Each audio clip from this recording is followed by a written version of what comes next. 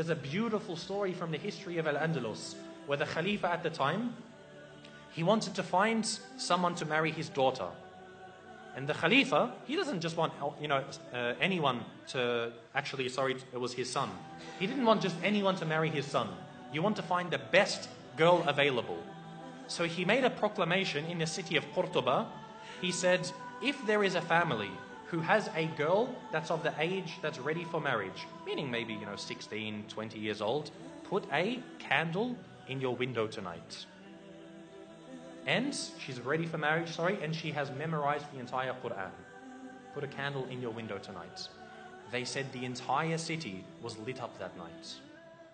The entire city was lit up because there were so many young girls who had memorized the Quran. So he said, Khair, my son can't marry that many women. So he said the next night, any of you who has a daughter who's of the age to marry, who has memorized the entire Quran and also one of the certain books of Maliki fiqh, put a candle in your window tonight. It was said again that night, not as much as the night before, but almost again the whole city was lit up by candles.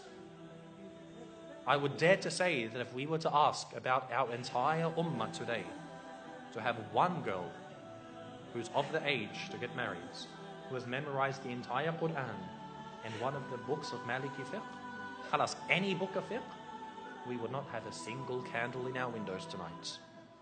This shows the state of the ummah. And this is a sign that we see when our women are educated, the ummah is strong. For the men to be educated, khalas, men are always going to be educated. They're always going to be needed. You're always going to need an imam. But the true test for the ummah is when the women are educated.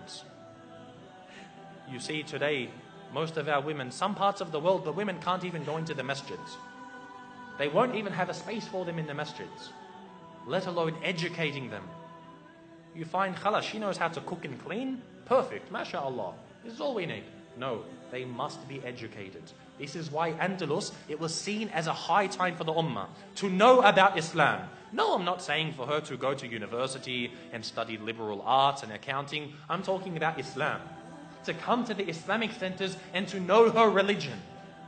We must have this because she is the one who is going to raise a nation. The husband, the father isn't there to raise the children. The mother is. If she doesn't know about her religion, what is she going to pass on? This shows how healthy we are. And the reality is, in ummah today, we are very sick.